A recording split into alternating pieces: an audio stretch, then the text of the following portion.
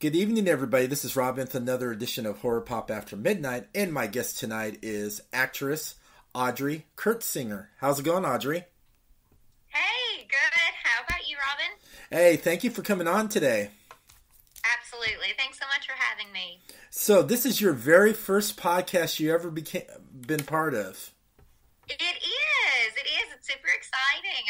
This is one thing I haven't done yet. Now you can check it off your bucket list, right? Absolutely. All right, let's get into it.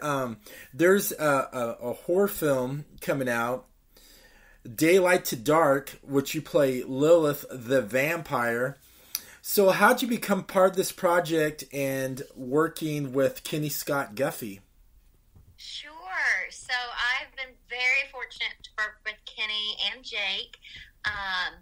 It kind of just connected together.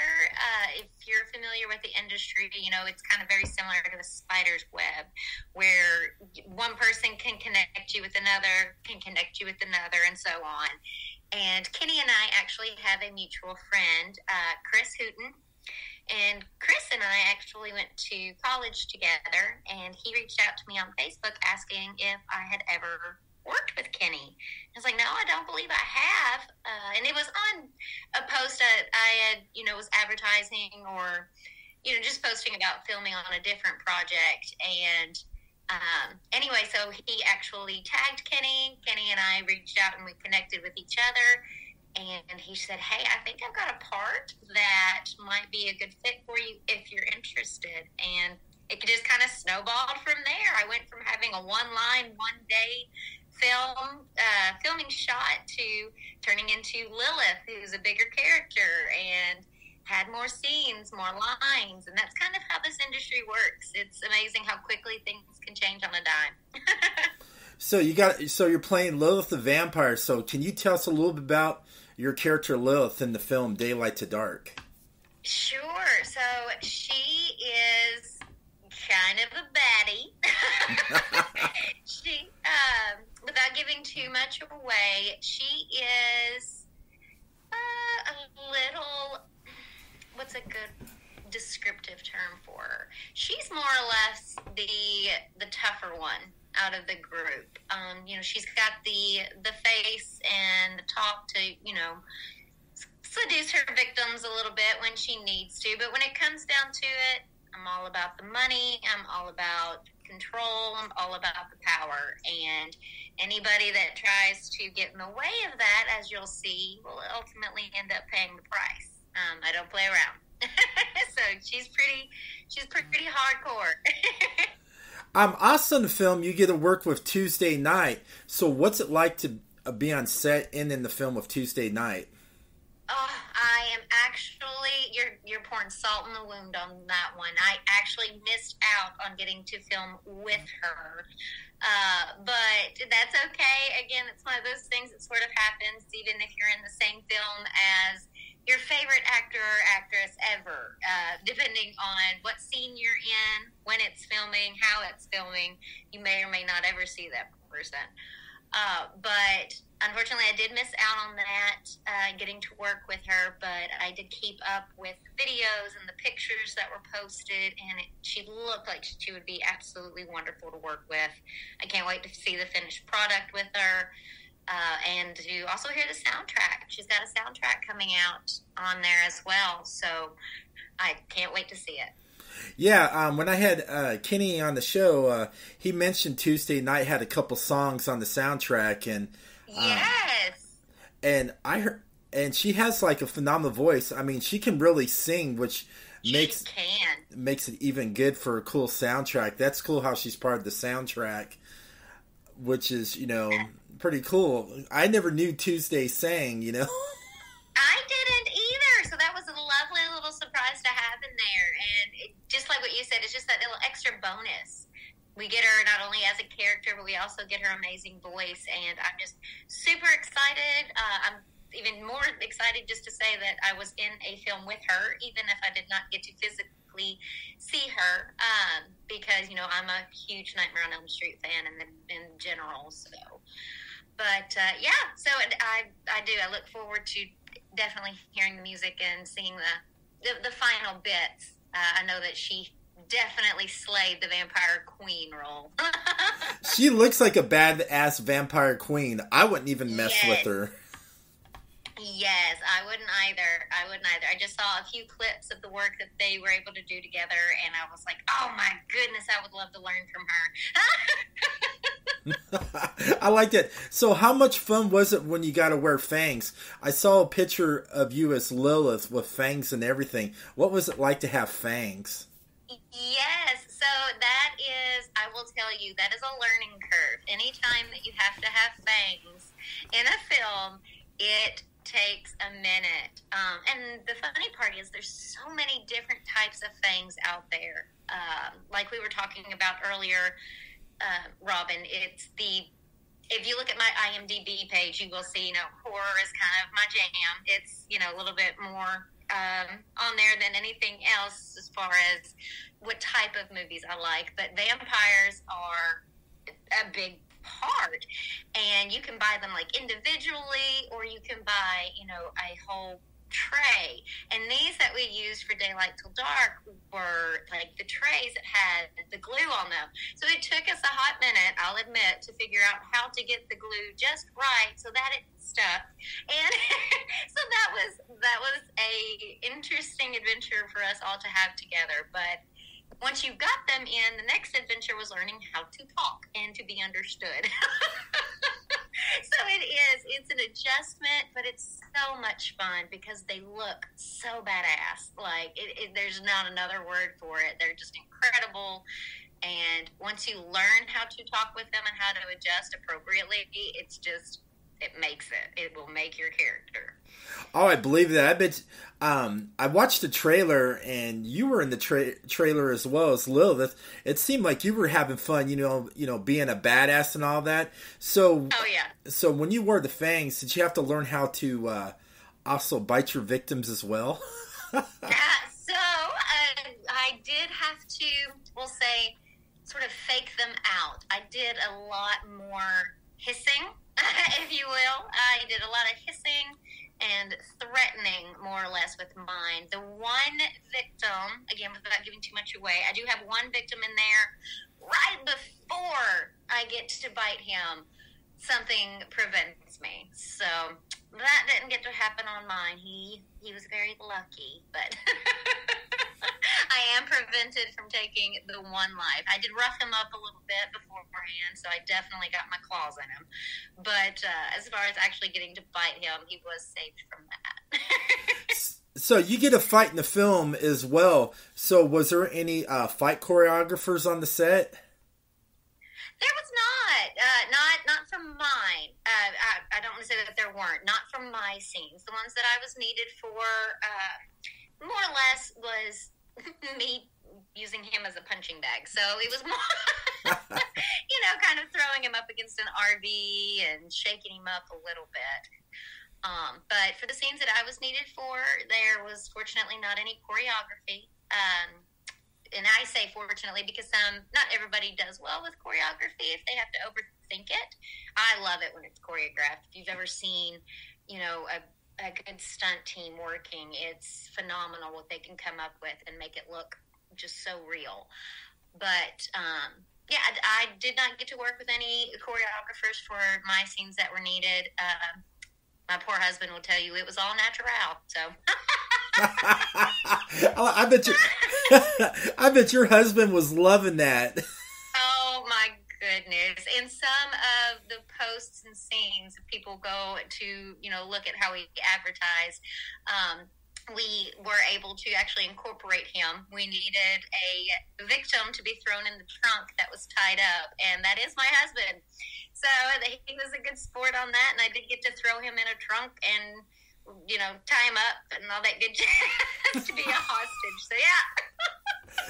Hey, that's great. Hey, a great marriage, and you end up throwing your husband in the trunk of a car. Oh, yes. I told him, I asked Kenny, and I said, can we just keep him like this always? Like, is that okay? Thank you went for that too much, but he was a wonderful sport about it. He had a lot of fun on set as well. Kenny and Jake were very welcoming and helpful with him, and it was just awesome. It was a wonderful experience. Now, it seems like you've done a lot of indie horror films. Yes. What lured you into more indie horror films? What made you go more into the indie horror films than any other film genre? Sure. So there is. This is going to sound very cliche, but There's something about a good old-fashioned bloody horror film that has always just been my jam. From watching them to actually being in them, it's its own world. I'm sitting there trying to think of a good way to describe it. But so my very first film ever was actually about 3 years ago with director Whitman, and it's called Murder by Association. I was very fortunate enough to get to work with John Wells and Darren Lee Cupp in that as well. They have taught me so much. We continue to stay in touch to this day. They're magnificent teachers and just wonderful actors. But it actually, when it comes out, everyone will be very surprised. It's one of those, more of a psychological thriller. So that was my very first film ever. Before that, I had only ever done theater work. And it was amazing. It was more or less like a movie I would want to watch because of all the twists and turns and the jumps and the things that you don't expect. And then that snowballed into, from where my death scene in that was very bloody. Well, I hate to give that away. I apologize. But there is a couple of death scenes in that, actually. And viewers will be able to come up with that. But there was just a lot of blood, and it was just amazing to see the special effects, makeup, special effects, just work that was done in general. It was just so much fun, and you don't get to see a whole lot of that if it's a different type of genre. Maybe an action one every once in a while, you might get some special effects, but with a horror, there's always something, you never know what you're going to get, and it has just sucked me right in. I've absolutely enjoyed every minute of it. I'm one of those, and it's like, ooh, did you see that? What if I get shot in the head? Ooh, what about this one? Can I just get, ran over? Or yeah, it's just wild how my brain works with it. But I do. I love it. I've just been very blessed with some wonderful opportunities that came up that were in the horror genre, more or less. The exceptions, of course, are the more recent Homeless for the Holidays that has recently been bought for distribution, so be looking for that. But it will be coming out soon. It is a Christmas family-friendly movie. It's one that'll definitely warm your heart. It was a little different for me, but I absolutely loved it. I loved the change. I loved the mixing it up a little bit just to challenge my skills. I loved it. Speaking of your upcoming film, Homeless for the Holiday, you got another actor and also an athlete who's part of this film you got to work with was Al Snow. What was it like to work with Al Snow? My gosh. Absolutely dreadful. Just off. No, I'm just kidding.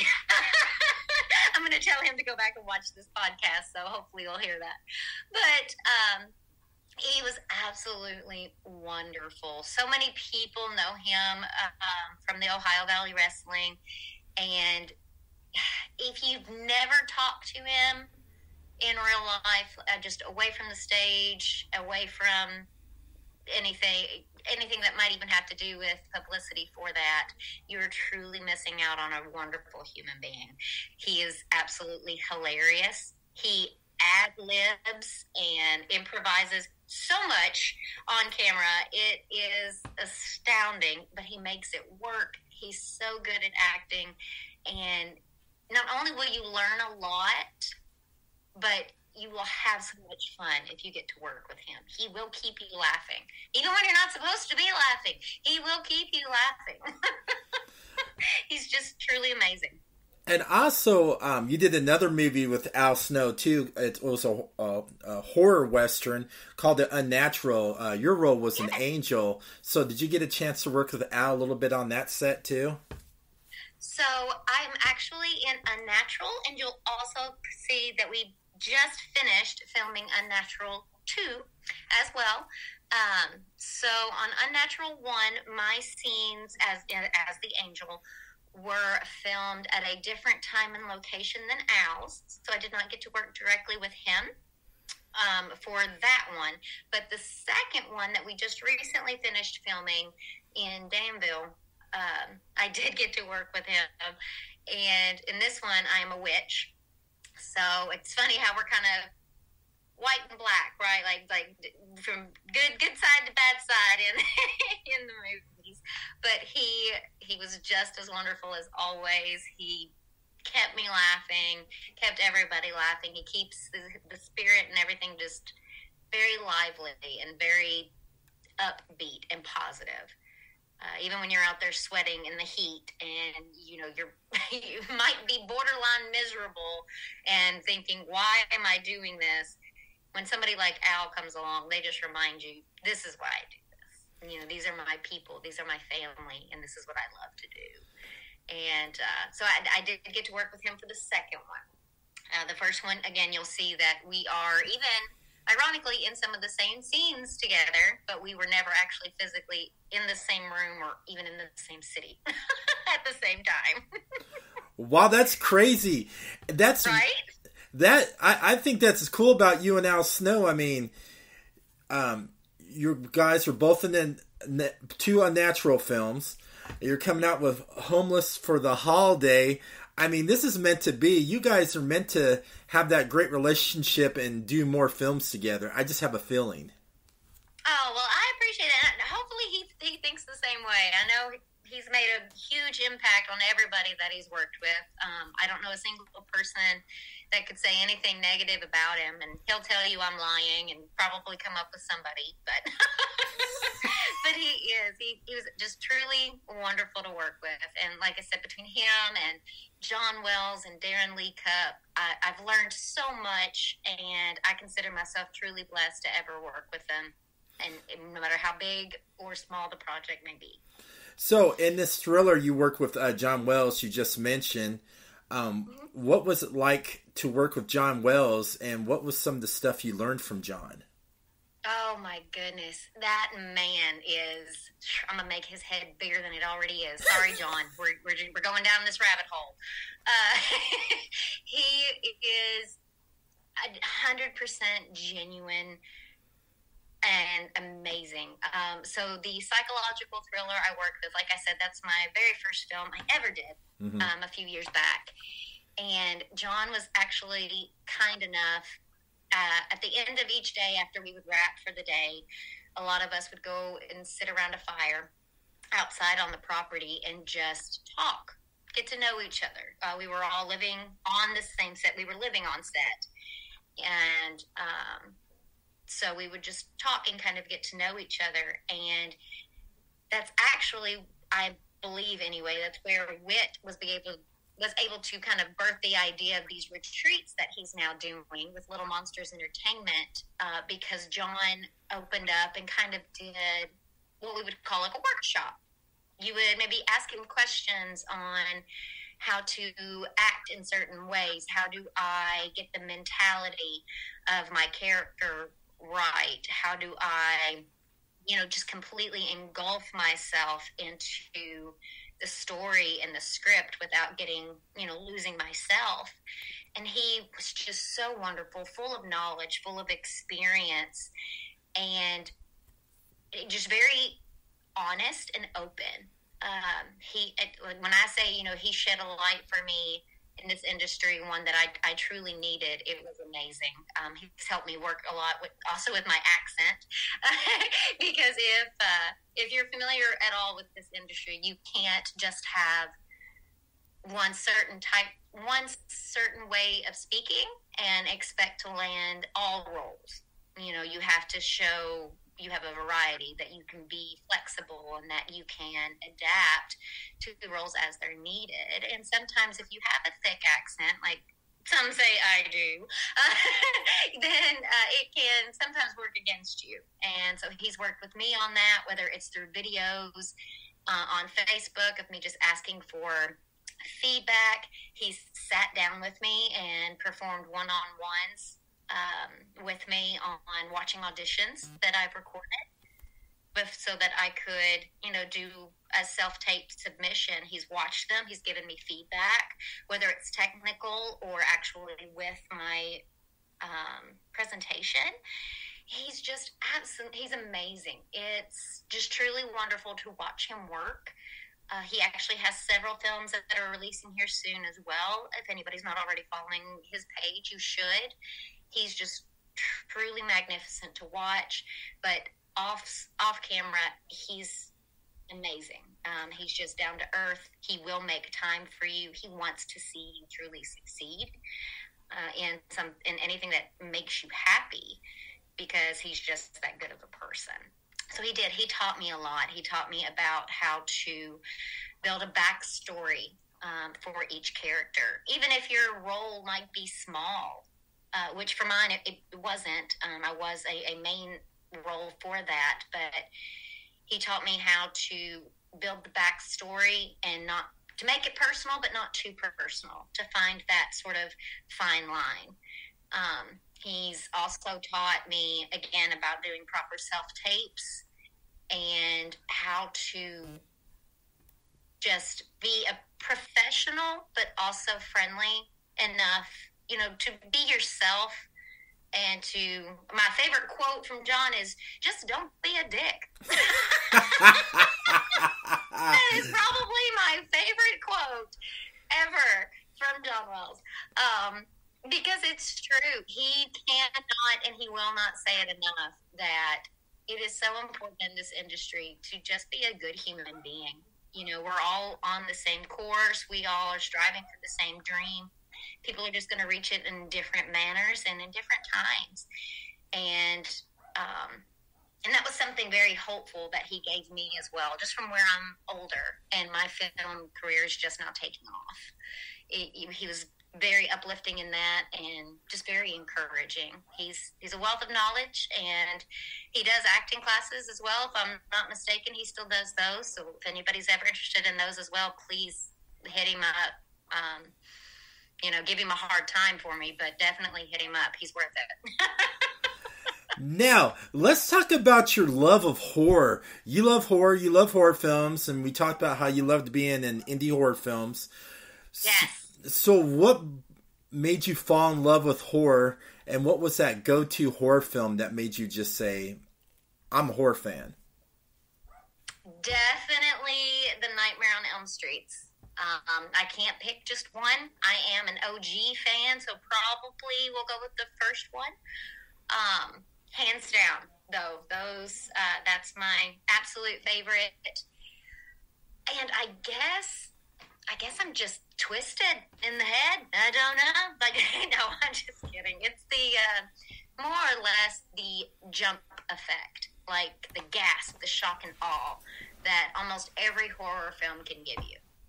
Because in my opinion, if you don't have that shock and awe, if you don't have that, oh my gosh, that just happened, or how did that just happen? If you don't have that shock and awe, then you didn't properly execute a horror film.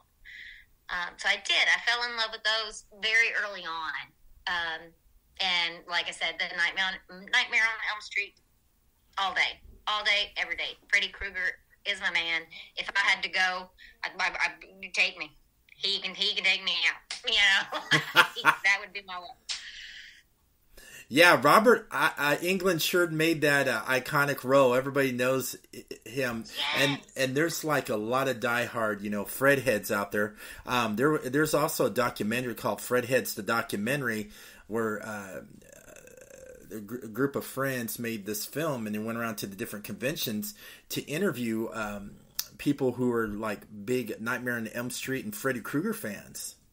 Oh, nice! I did not know about that. I will have to to look into that. Fredheads. I like that a lot. I will have to do my research.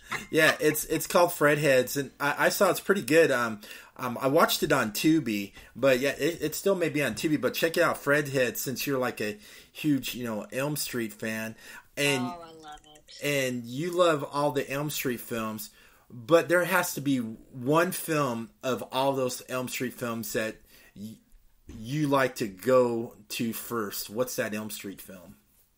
Oh, gosh, you're making me choose a favorite child here, Robin. My goodness. Okay, let's see.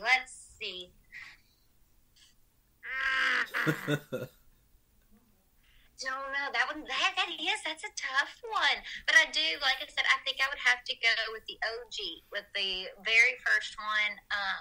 I used to always get the actual titles of them mixed up. But just the original, in my opinion, it is very hard to beat an original of any film, but especially a horror film, just because you'll get a little bit of storyline that allows you to follow with any of the rest of the ones. If you become hooked or not, it's just that development, and it's the establishing of each character, of each villain, anything like that. Like so it's got to be the first. I've got to go with the first. If I had to choose, gun to my head, choose, that is the one. That is the one I have to choose. Wow, I like the original one too. The original one, because that was it was good. It was original. It was authentic. It was something like different. Like how today is like Damien Leone's first Terrifier movie. Same difference. Yes. Yes. And my favorite, I like them all too. I'm not a big. I love the Elm Street films. I'm not like a huge fan, but I do love watching them. My favorite franchise of films is the Phantasm films and the Halloween films. Those are my nice choices. Yeah, those are my babies. But I do love the Elm Street films as well. So I get it. It's the classics, man. They're just the way to go. I think so too. And that's why I love independent horror so much. I mean, there's some new and fresh original ideas in indie horror, because the mainstream horror right now, it just seems like it's just been recycled and it's not original. Agreed. No, I absolutely agree. And that's why I love seeing the indie film world just expanding so much. I've seen so many opportunities come up, and just that world is expanding so much. People are finally really looking into them, giving them the proper respect that they deserve. Because just like you said, it may not have an out of this world budget, but the execution of the actors, the script writing, the camera work that goes into it, you can have an exceptional film that is completely original and can blow your mind. It just needs to be given the proper chance. And also different locations and areas where indie filmmakers can make a good horror film.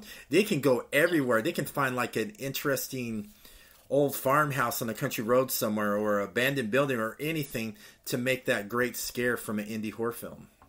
Absolutely. No, absolutely. I completely agree. They're not necessarily restricted to certain areas like some of the mainstreams are. And it's a wonderful opportunity to get into, and I hope to just continue to see it grow. I really do. Since you're a big horror fan like me as well, what's your thoughts on the horror community? Aren't they such a loving group of people you meet in the world of horror? Honestly, they are. And that sounds almost like an oxymoron, but it truly is. And I just can't tell you, even if it's not just a fan, the actors and actresses I have been blessed to meet, or even just the crew. Each crew I've been blessed to work with on each film I've been on has just been amazing. And on the horror ones, they are absolutely just out of this world creative. And I I just can't get over it. There's a gentleman who runs a business called Thunderdome out of Atlanta. His name's Scott Hansen, and he's absolutely wonderful. His ideas, he actually worked on Murder by Association with me, and I've actually been very fortunate enough to have been casted in a movie he's doing now called Devour. I'll be filming that with him in a few weeks.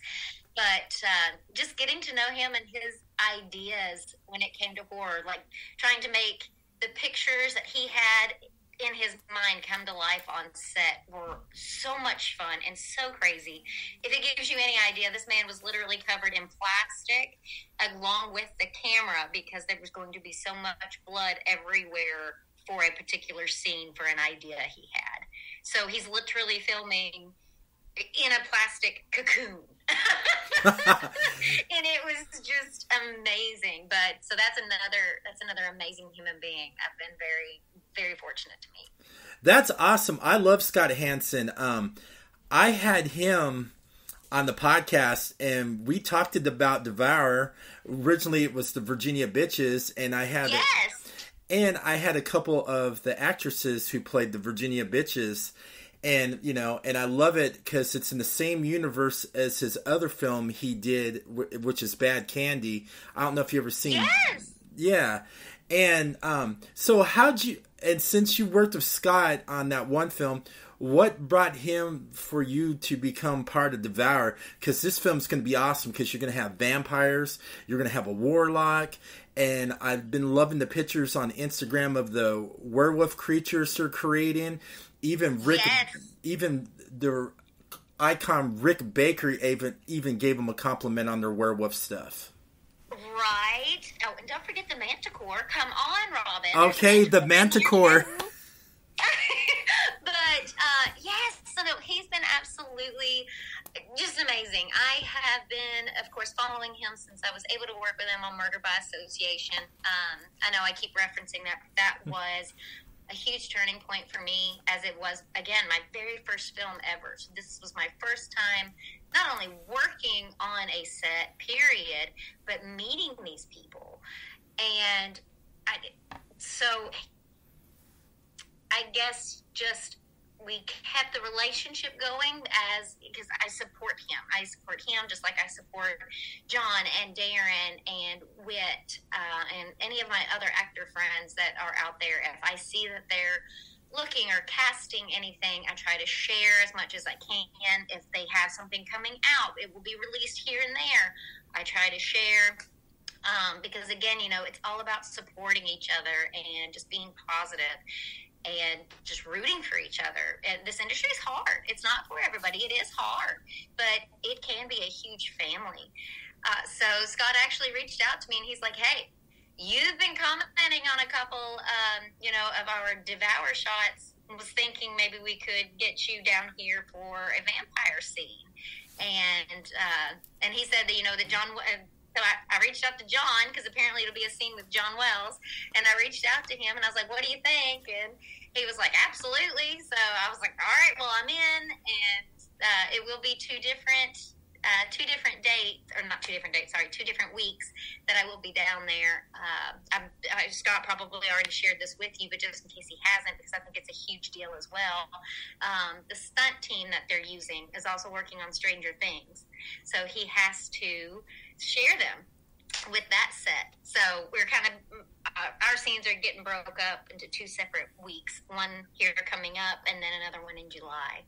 But it's very exciting. He reached out to me. And like I said, it's not been anything, it's not like we talk every day, and we're all busy and doing everything. But I do try to root for them. I do try to share and promote their work and just keep the encouragement going and flowing. And so when he reached out, and he's like, I really appreciate you sharing our stuff and commenting on some things and just getting us out there. I've got a spot. I think you might be a good fit. What do you think?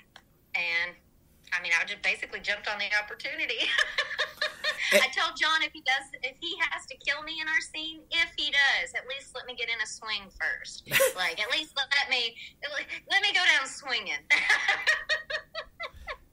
Hey, and the cool thing about, Devour, it's going to have a lot of, famous rock musicians in there as well, which makes it original and unique. Yes, I'm telling you, it has so many moving parts, but they are coming together so wonderfully. It's going to be an incredible movie. If your viewers have not went and looked to watch either trailers or interviews or snippets and videos, they should, because this is going to be just an absolutely phenomenal picture. I cannot wait. Cannot wait.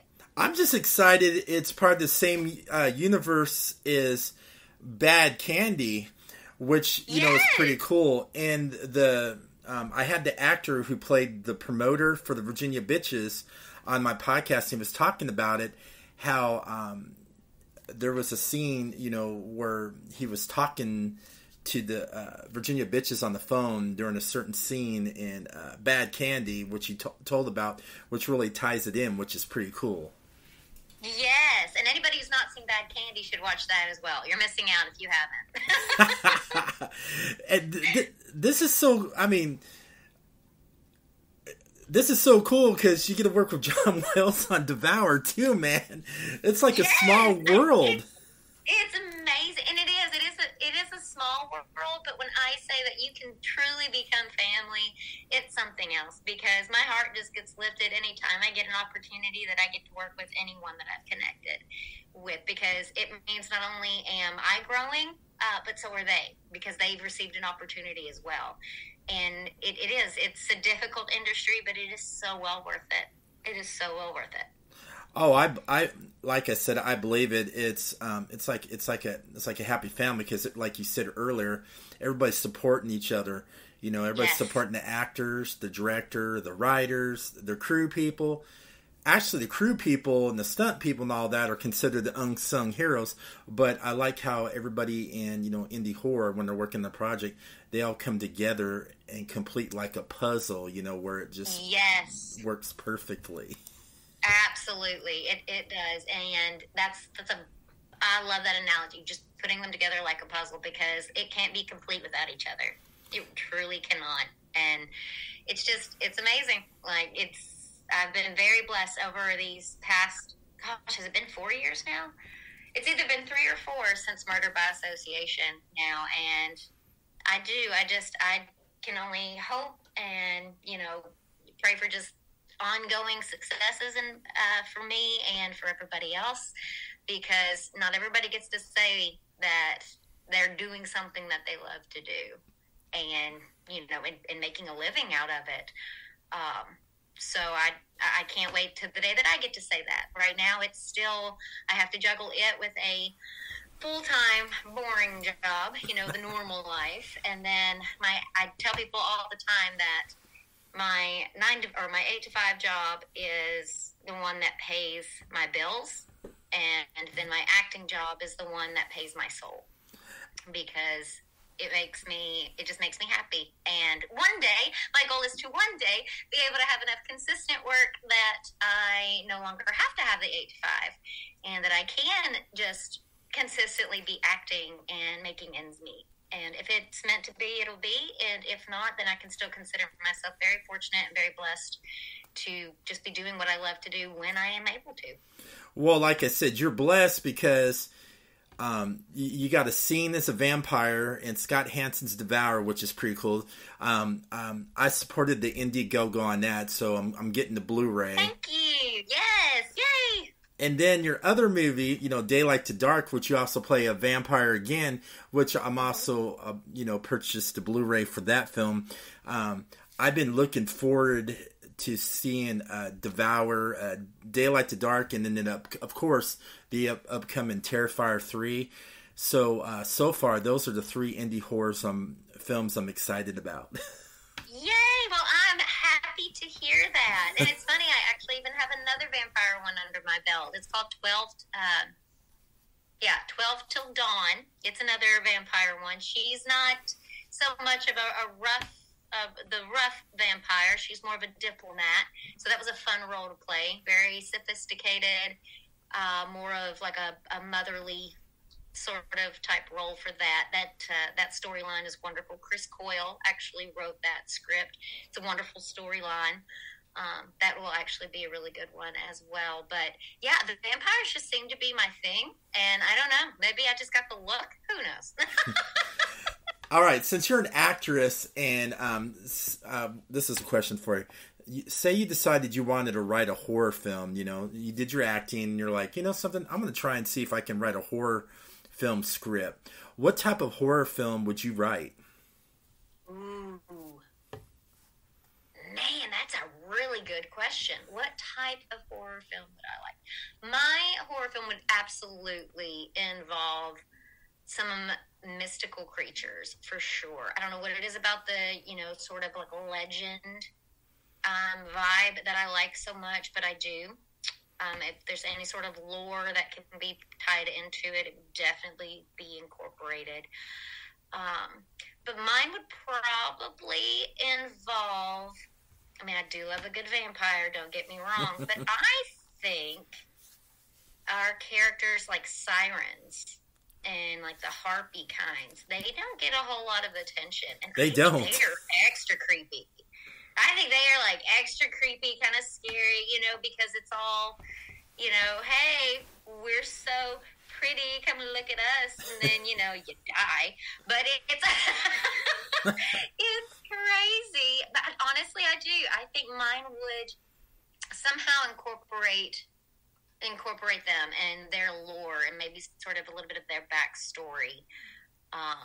Because I think they are an underrated mythical creature that doesn't get a lot of attention, and they're just extra scary, I think, because it's just, they're sneaky. Yes, they are. So they can be. So where can everybody find you on social media, and where to follow you on all your upcoming projects, especially Devour and Daylight to Dark and your other films? Awesome. So yeah, anybody that's interested, I'm a little kooky. I know you'll find that out after this podcast here. But if anybody is interested in following me in either upcoming projects or ones that are coming out, they can find me on Facebook or Instagram, just under Audri Curtsinger. And if they want to follow me on IMDb, they can also do that as well. I keep track of all projects I've been involved in there. That one is under Adriana Curtsinger, which is my full legal name. But and that's normally what you see on credits when they roll as well. Just everybody knows me as Audri. So on my Facebook and Insta, it is Audri Curtsinger, and on IMDb, they can follow me for Adriana Curtsinger on there. Well, I'm sorry, you're an Audrey, not an Adriana. Yeah. I get it. One just sounds so sophisticated, and then when you start talking to me, it's like, whoa, what? All right, Audrey, thank you so much for coming on and sharing your story with me and the audience. Well, absolutely. Thank you so much for having me, Robin. It was my pleasure, and I'm so glad I got to chat with you. And everybody, thank you for listening to Horror Pop After Midnight.